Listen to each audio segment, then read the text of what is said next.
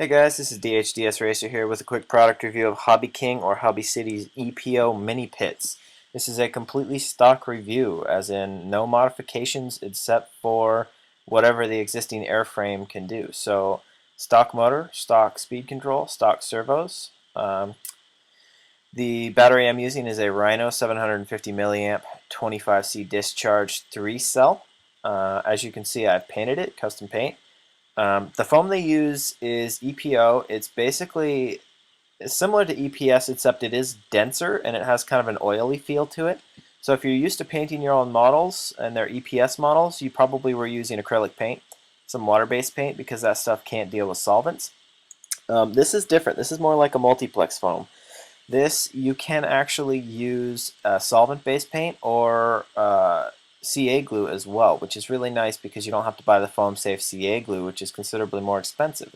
So you get that real cheap stuff from HobbyKing, Hobby City for $1.50, and it lasts you forever.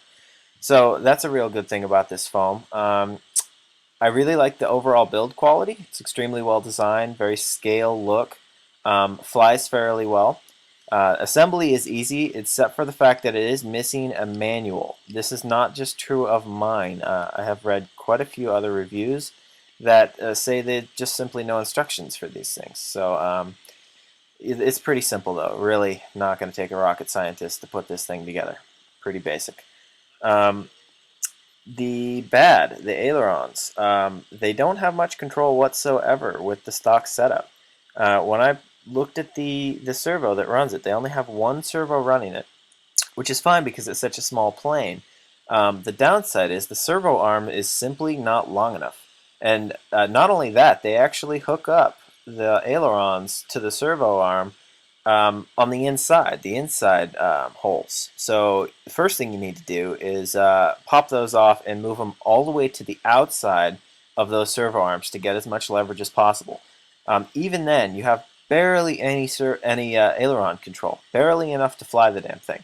Luckily, it's got an ass load of rudder control and elevator control. So as long as you're okay flying with your left thumb with that rudder, and you can keep it straight with the little bit of aileron control you have, then you'll be okay for a first couple flights. But you definitely want to either get a new servo in there with a longer arm, or you want to find an arm that will fit the existing one.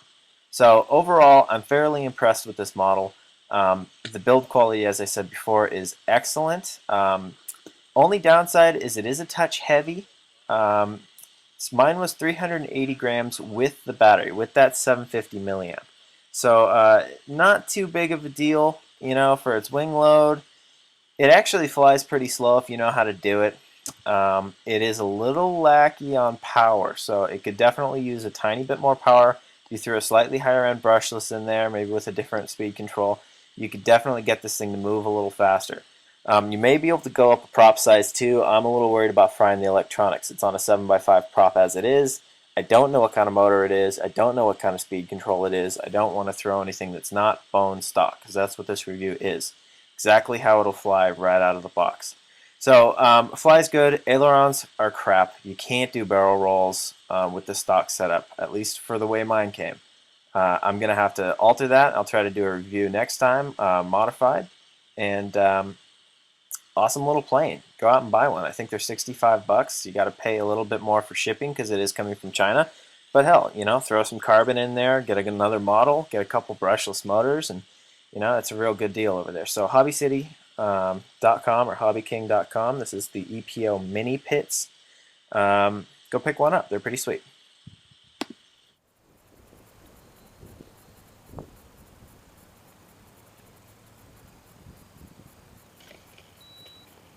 That was a huge mistake.